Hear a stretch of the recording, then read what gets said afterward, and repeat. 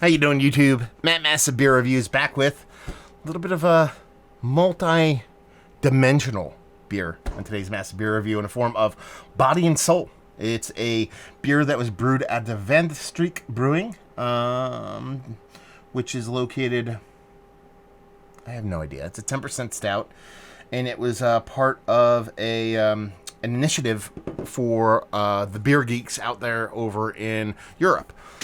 I got this from my boy Remy, Beer Geek Holland. Go check out the unboxing that I got from him.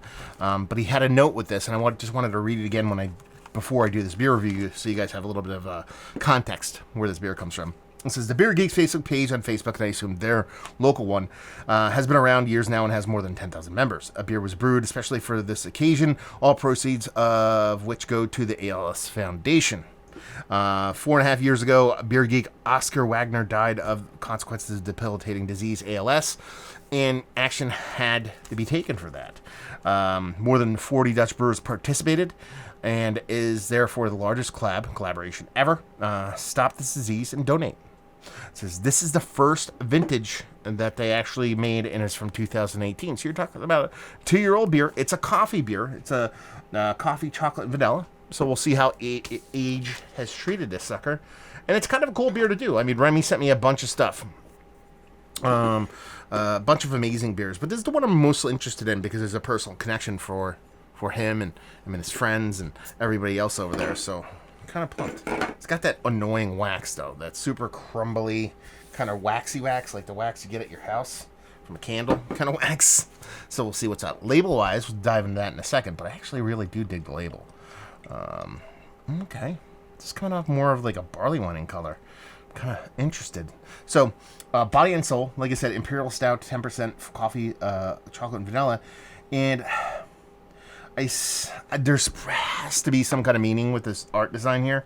It has all the breweries actually listed here, which is pretty cool. All the breweries that collabed on that. I'm sure if you go to type in Google and just type in the Beer Geeks beat ALS Body and Soul, you'll actually get a rundown of all the breweries.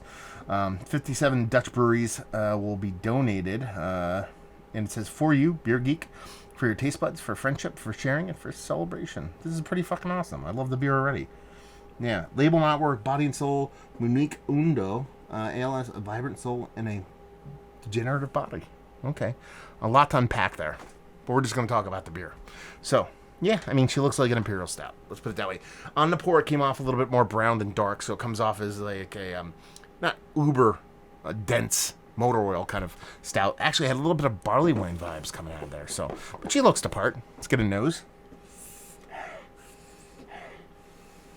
There's something there. Coffee, chocolate, vanilla. There's something there. I don't know what it is. I'm going to get, like, pink crumbly wax on my forehead. I don't know what it is. It's probably oxidation because it's coming off as like a spice. It's almost like sagey in the way it kind of comes off to me, like sage, but not as vibrant, not as aggressive, but a smokiness. Oh, that's even better. Burnt sage. That's kind of how it comes off. So it has those sage characteristics, but not like super aggressive.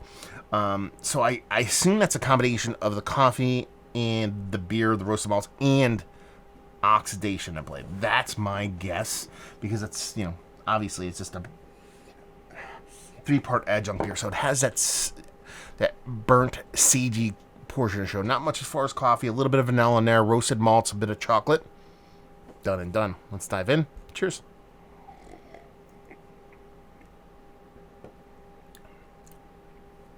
Okay. Yeah. I mean, it just tastes like almost like a base Russian Imperial Stout, because it has this nice mouthfeel to it, nice creamy, soft, smoothie mouthfeel, but then it has this bittering component to it. Probably a combination of the roasted malts and a coffee that's been left behind after 2 years. The vanilla is definitely there, but it's like a secondary or third player. It doesn't get overly aggressive, and it does have a bit of oxidation going on, a bit of dryness, a bit of wet paper. That sage thing and the nose didn't really translate like that in the taste. It's a bit more traditional kind of oxidation. Done and done. Yeah, not too shabby. Listen, the point of doing this beer review is not to be like, hey, this beer is the best beer ever, this beer is the worst beer ever. In the grand scheme of things, is this one of the better adjunct stouts that I've had as of late? Probably not. No. But is it one of the more uplifting stouts as far as just cause and purpose? Yes. I mean, these beers happen every now and then, and they happen for a bunch of different causes, whether it be, socially, you know what I mean, or commercially or industrially, I guess you would say, for when it all together. Stuff that is more just human rights level stuff when it comes to Black is Beautiful. And then you have very more specific themes, much different, whether it be people losing their job, people losing their lives to brutality, and people losing their lives to a disease. These beers have an extra voice to them that is something beyond whether the beer's good, bad, or indifferent. So I'm not going to sit here and say, oh, wow, this beer is fantastic. It's the best one I ever have, just to kind of blow smoke up its ass. No, it's a fine beer. It's 2 years old. It's past its prime. It is what it is. But I'm glad I got to drink it. Drank it. Words are hard. Because it's a meaningful beer. A lot of people put time and effort into this, whether it be the beer geek community, the breweries and whatnot, put time and effort in this for a cause they really gave a shit about. And not only for them to make the beer, but for Remy to include this in his beer mail is fucking awesome. Thank you very much, brother.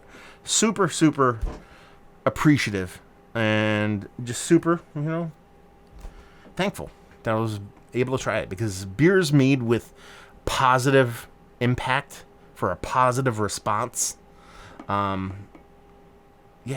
good no matter what, man. Maybe I get a little bit mushy at times, I don't know, but yeah, so the beer's fine. I'm glad I got to drink it. I'm gonna let this warm up a little bit, see how it changes, and go from there. But let's talk about it. Like I said, probably not the best beer I've had as an adjunct stout, but that's not the point here. Diet availability. I'm sure it's not available anymore, but I'm sure they will do this collab again. Donate to ALS if that's the case. Go on YouTube, go on Facebook, go on Google, type in Beergeeks for ALS, see when the next one's coming out, purchase that, put your money towards a good cause, and leave you with, if you like what we like this beer. I feel like being a good human. So there you go. Another review in the books. Thank you very much again, Remy, for sending this off. Super pumped to go through all the beers that you sent me, but this is like, I'm not gonna lie, this is the second one that piqued my interest. The second on a totem pole. I had that Puhala and Struce one. I know this is a good cause, but that one just had me all hot and bothered. So yeah, I was pumped to dive into this one too.